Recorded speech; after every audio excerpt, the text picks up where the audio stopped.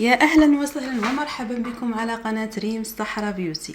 انت اللي دخلتي لا فيديو كان عندك مشكل تصبغات والكلف وكان الوجه نتاعك ما كارثه، ما تقديش تخرجي بلا ما ديري الفون دو تا ولا ديري الايكرون توتال.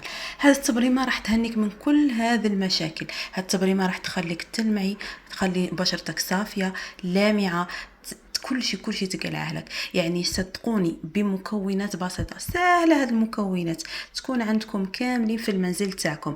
المهم انك تنوضي دروك تجربيها وديريها على الوجه نتاعك وتخلي الوجه نتاعك ينور ويشعل. فقط ملاحظه ان هاد التبريمه لا تصلح اللي عندهم حب الشباب. بزاف لي فيديو ما يهضروش على هاد النقطه، لكن انا نتكلم لكم على النقطه هذه. التبريمه البنات لا تصلح اللي عندهم حب الشباب، لانها تنشف ومن بعد تحكيها على الوجه، تضر الحب اللي يكون في الوجه ويصرى له التهاب ويزيد يعدي بعضه. يعني تكون فيك حبه يولوا 3 4 في الوجه نتاعك فقط. اما الشيء الاخر تقدروا تستعملوا التبريمه. تبريمه جد رائعه، تعطيكم واحد النضاره يا البنات، واحد اللمعان، واحد الرطوبه. البشره نتاعكم تولي كي البيبي، ويعطيكم صفاء، ويعطيكم البشره نتاعكم الوجه نتاعكم يرجع كيما كان. يعني يرجع ديك اللمعه نتاعه، بريق نتاعه، بلا فون دو تان، بلا اكرون توتال. يعني بلا فونديشن بلا اكرون توتال، الوجه نتاعك راح يضوي، راح يلمع، راح تلاحظي هذه التبريمه من اول استعمال تحطيه على وجهك.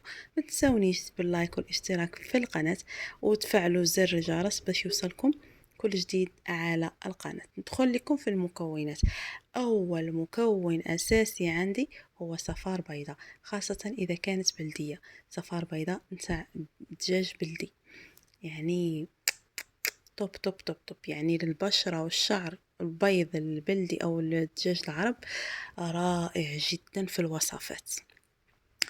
نزيد عليها بودرة الحليب المجفف. خلاص. وعندي راكو عارفيني انا يعرق الصوص كاع ما يخطانيش، طاحنا منه كميه الحق خادمته بنفسي. عندي عرق السوس، يعني هذا هو المكونات نتاع الماسك. عندي غير 3 فقط، ما كانش بزاف. ننصحكم بلا دائما تشروا عرق السوس يكون عندكم في المنزل، وتشروا الحليب مجفف دائما خلوه في الوصفات نتاعكم، لانه جد جد جد رائع. اذا كما قلت لكم نضيف الحليب المجفف، ونضيف ملعقه من بودر عرق السوس. كما تعرفوا العرق السوس هضرت لكم عليه من الفيديوهات السابقه ونعاود ناكد عليه.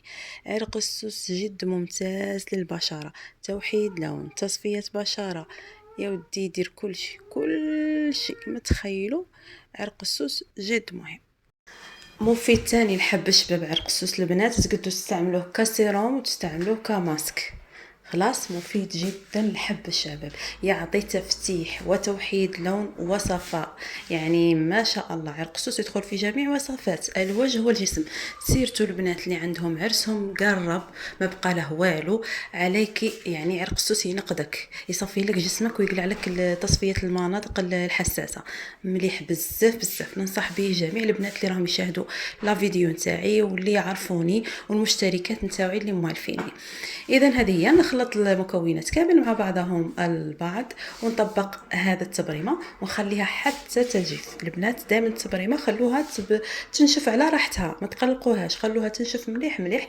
من بعد كما راكم تلاحظوا شوفوا الجلد الميت اللي يخرج من اليد نتاعي، ما شاء الله يعطيك واحد ما نقدش نهضر ونوصف لكم هاد التبريمه حتى تجربوها وتردوا عليا في لي كومونتير كيما موالفين. ان شاء الله تكون عجبتكم لا فيديو ووصلنا للتالي تاع الفيديو.